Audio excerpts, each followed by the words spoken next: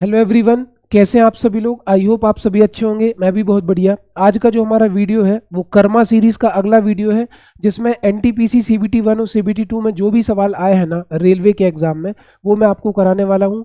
Exam के साथ साथ आपको नए कॉन्सेप्ट भी देखने को मिलेंगे अगर आप वीडियो में ध्यान से वीडियो को देखते हैं तो। और वीडियो अगर आपको किसी भी पॉइंट पर अच्छा लगे तो ज़रूरतमंद लोगों को शेयर करना। कमेंट बॉक्स खुला हुआ है, कमेंट बॉक्स में अपने सुझाव देना, या कोई भी टॉपिक अगर आपको पढ़ना है तो आप कमेंट करके मुझे वो भी बता सकते हो, है ना। तो चलिए गाइस, आज का वीडियो स्टार्ट करते हैं। जय महाकाल। और मुझे पता है कि आप लोग मेरे नए वीडियो का इंतजार करते हो। कभी कभी वीडियो स्किप हो जाता है, लेकिन अब मैं कंटिन्यूटी बनाए रखने की पूरी कोशिश करूंगा। तो चलिए गाइस, वीडियो को स्टार्ट करते हैं। आपके सामने क्वेश्चन क्या है। क्वेश्चन कह रहा है कि प्रथम प्रथम 25 विषम संख्याओं का योगफल ज्ञात करो। फर्स्ट 25 ऑड नंबर का सम आपको निकाल के बताना है। ठीक है, तो इसको करने का पहला तरीका क्या होगा। जैसे मान के चलो, आप जानते हो कि जो ऑड नंबर होते हैं, विषम संख्या होती हैं, वो होती हैं 1, 3, 5, 7, 9, 11, 13, 15, 17, इस तरीके से, है ना। आप इनको जोड़ो, जोड़ने से आपको कुछ रिजल्ट मिलेगा। 3 और 1 4, 4 और 5 9, 9 और 7 16। अगर चार विषम संख्याओं का योगफल पूछा होता तो आप 16 बता देते, लेकिन क्या आपके पास एग्जाम में इतना टाइम है कि आप 25 विषम संख्याओं का योगफल बता पाओ। तो ये बताओ, यहाँ पर कितनी संख्या है। 1 2 3 4। तो प्रथम n विषम संख्याओं का योगफल होता है n स्क्वायर, है ना। प्रथम n विषम संख्याओं का योगफल होता है n स्क्वायर। मतलब इसमें 1 2 3 4 नंबर थे तो n का मान रखते 4, तो 4 का वर्ग कितना आ जाता 16। अब मुझसे पेपर में पूछा है कि 25 विषम संख्याओं का योगफल बताओ, तो n का मान मैं रखूंगा 25, और 25 का वर्ग डायरेक्टली कितना कह दूंगा 625। इन द सेम वे अगर सम संख्याओं का योगफल पूछा होता तो देखो 2 4 6 8, आप इसका टोटल करके बताओ। 2 और 4 6, 6 और 6 12, 12 और 8 20, कितना आ गया 20। चार सम संख्याओं का योगफल 20 आ गया। लेकिन मैं इसको इस तरीके से नहीं करता। प्रथम n सम संख्याओं का योगफल होता है n n प्लस 1। प्रथम n सम संख्याओं का योगफल होता है n n प्लस 1। कितनी संख्या है 1 2 3 4, n का मान 4 रख दो। 4 गुणित 4 और 1 5, तो 4 पंचे कितना आ जाता 20। तो ये दोनों फॉर्मूले आपको याद रखने हैं। चलते हैं अगले सवाल की तरफ। अगला सवाल है कि समांतर श्रेणी 3 8 13 18 23 का 50वां पद ज्ञात करो। तो समांतर श्रेणी हम उस सीरीज को कहते हैं जिसमें बराबर गैप हो। देखो 3 और 5 8, 8 और 5 13, 13 और 5 18, 18 और 5 23। अगर गैप बराबर है, इनका सर्वांतर दो संख्याओं के बीच का बराबर है, तो वो समांतर श्रेणी है, अर्थमेटिक प्रोग्रेशन है। इसमें जो पहला पद है मेरे भाई कितना है, a बराबर हो गया 3, है ना। इसके बाद जो डिफरेंस है, सर्वांतर है, वो कितना दिख रहा है आपको 5। ठीक, 50वां पद निकालना है तो उसके लिए फॉर्मूला होता है Tn is equal to a plus पुस्तक में n minus 1 into D. Tn मतलब आपको 50वां पद निकालना है, T50। a बराबर कितना है मेरे भाई 3, तो यहाँ पर रख दो 3 प्लस 50वां पद, n का मान 50, 50 में से एक गया 49, गुणित डिफरेंस है आपका 5, तो 49 पंचे 245, और 245 में 3 जोड़ो, तो 245 में 3 जोड़ा तो आपका आंसर कितना आ गया 248। आई थिंक आप समझ गए होंगे। अर्थमेटिक प्रोग्रेशन क्या है, जैसे मैंने लिखा 2 4 6 8 2 दहम 20, ऐसी सीरीज जिसका गैप बराबर हो। 4 में से 2 गए 2, 6 में से 4 गए 2, 8 में से 6 गए 2, पूरी सीरीज में गैप बराबर हो तो वो अर्थमेटिक प्रोग्रेशन है। चलते हैं अगले सवाल की तरफ। अगला सवाल है कि 1000 और 3000 के बीच ऐसी कितनी संख्या है जो 7 से विभाजित है। तो आपको सिंपली करना कुछ नहीं है, 1000 में 7 का भाग दो, 2 भाग 7 का, तो 7 एकम 7 बचा 3, 7 चौको 28 बचा 2 होगा 20, 7 दूनी 14 बचा 6। अब 6 बच रहा है, अगर इस 6 को 1 मिल जाता तो ये कितना बन जाता 7, और फिर 7 में 7 का भाग चला जाता, मतलब 1 की कमी है। तो अगर इस संख्या 1000 में मैं 1 जोड़ दूं तो 1000 एक ऐसी संख्या होगी जो 7 से विभाजित होगी। और पेपर में कई बार क्वेश्चन आया है कि 1001 के गुणनखंड बताओ, तो 1001 के गुणनखंड होते हैं 7 गुणित 11 गुणित 13। एग्जाम में आया हुआ क्वेश्चन है 7 गुणित 11 गुणित 13, याद रखना। तो 1001 पहली संख्या है 1000 और 3000 के बीच जिसमें 7 का भाग जाएगा।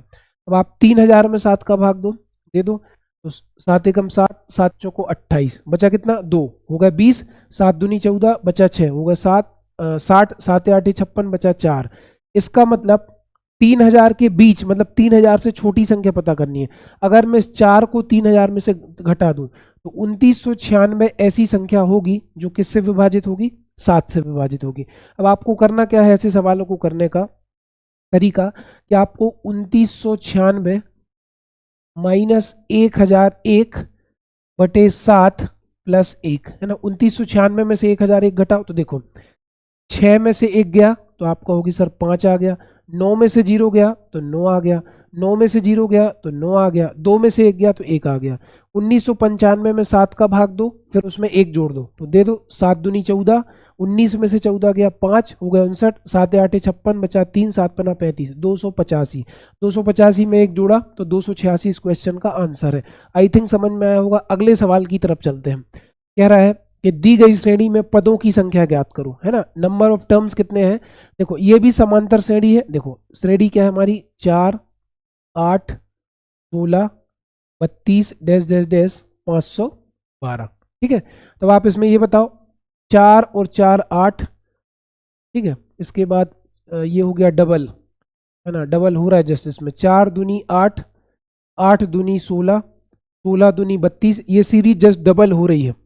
डबल हो रही मतलब ये समांतर श्रेणी नहीं है, ये गुणोत्तर श्रेणी है।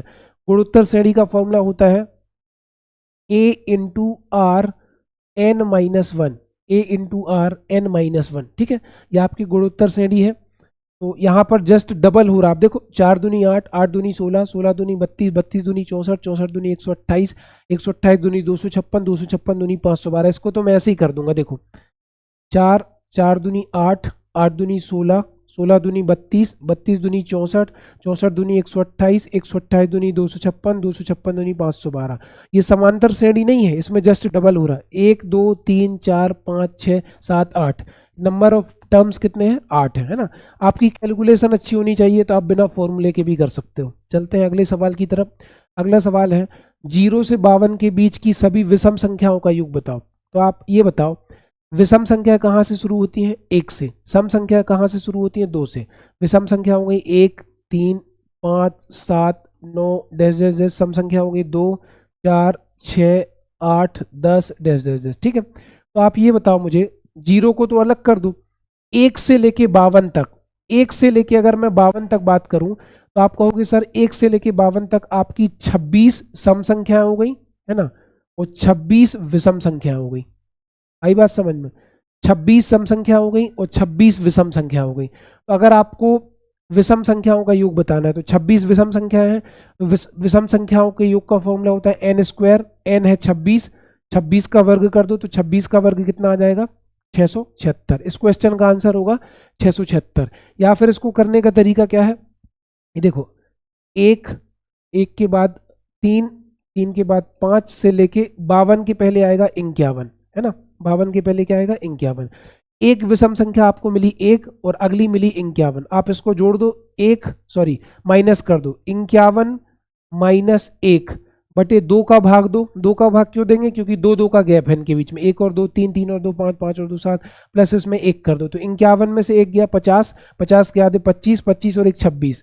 26 का वर्ग करोगे तो 676 आएगा। ऊपर वाला तरीका मुझे ठीक लगा, आपको जो भी समझ में आ जाए। अगले सवाल की तरफ चलते हैं।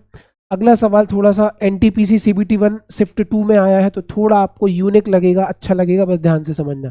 यदि किसी समांतर श्रेणी के 11वें पद और 18वें पद का अनुपात 2:3 है तो इसके प्रथम 5 पदों के और इसके प्रथम 10 पदों के योग से अनुपात ज्ञात करो।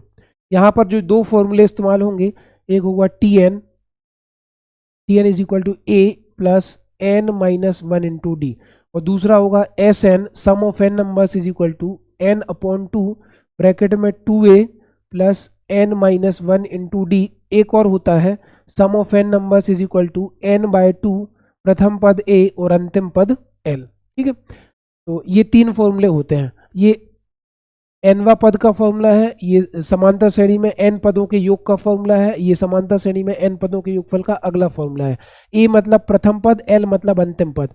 A मतलब प्रथम पद, N मतलब पदों की संख्या, D मतलब सर्वांतर। ठीक है, तो ये वाला फॉर्मूला इसमें लगेगा। तो पहला 11वां पद है, तो T11 बराबर कितना हो गया, A प्लस 11 में से 1 गया 10D बटे, अगला क्या है 18 पद, तो A प्लस 18 में से 1 गया 17D। इसके बीच का जो रेशियो आपको दिख रहा है वो दिख रहा है आपको 2/3। कितना दिख रहा है? 2/3। त्रिक गुणा कर दो, 3 का इधर गुणा करो तो ये हो गया 3A, 3 का इधर करो तो 3 9 30D, फिर यहाँ पर करो तो 2A प्लस 17 दूनी 34D, है ना। पक्षांतर कर दो, 2A इस तरफ आएगा तो 3A माइनस 2A, यहाँ पर हो गया 34D माइनस 30D। 34D में से 30D गया तो आ गया 4D, और 3A में से 2A गया तो A बराबर 4D। इसको आपको याद रखना है रिलेशन को। चलते हैं अगली स्लाइड में, शायद आपको समझ में आए। देखो अब फॉर्मूला लगेगा SN बराबर, SN बराबर क्या है? N/2 2A plus N minus 1 into D, है ना। अब इसमें आपको एक बात याद रखनी है कि सवाल में क्या कहा है। सवाल में कहा है कि इसके पहले 5 पद और प्रथम 10 पदों के योग से अनुपात ज्ञात करो। तो देखो तो यहाँ पर रख दो आपका S5, ठीक है, S5। तो ये कितना हो गया? S5 इज इक्वल टू 5/2, ये हो गया आपका 2A प्लस 5 में से 1 गया 4D, और ऐसे नीचे हो जाएगा 10/2 2A, 10 में से 1 गया 9D। इसका आपको अनुपात निकालना है, ठीक है। तो आप कहोगे सर 2 से 2 कट गया, 5 एकम 5, 5 दूनी 10, यहाँ पर 2 आ गया, ठीक है। अब A की वैल्यू में 4D रख दूंगा। अगर मुझे A की वैल्यू में 4D रख दूं तो ये फायदा होगा कि ऊपर भी पूरा D हो जाएगा, नीचे भी D हो जाएगा, हमें अनुपात पता चल जाएगा। A की जगह रख दो 4D, 4D में 2 का गुणा किया 8D, 8 और 4 कितना हो गया? 12D अपॉन 2 चल ही रहा है, रख दो। A की जगह रख दिया मैंने 4D, 4 दूनी 8, 8 और 9 17D, ठीक है। तो आप कहोगे सर D से D कट गया, 2 एकम 2, 2 छिंग 12, ऊपर 6 नीचे 17, तो 6/17 आपका आंसर है। ये सवाल उसको समझ में आएगा जिसकी मैथ्स थोड़ी सी ठीक है। तो 6:17 इसका आंसर है। आई होप आपको आज की क्लास बढ़िया लगी होगी। अगर क्लास बढ़िया लगी तो ज़्यादा से ज़्यादा लोगों को शेयर करो। Thank you so much.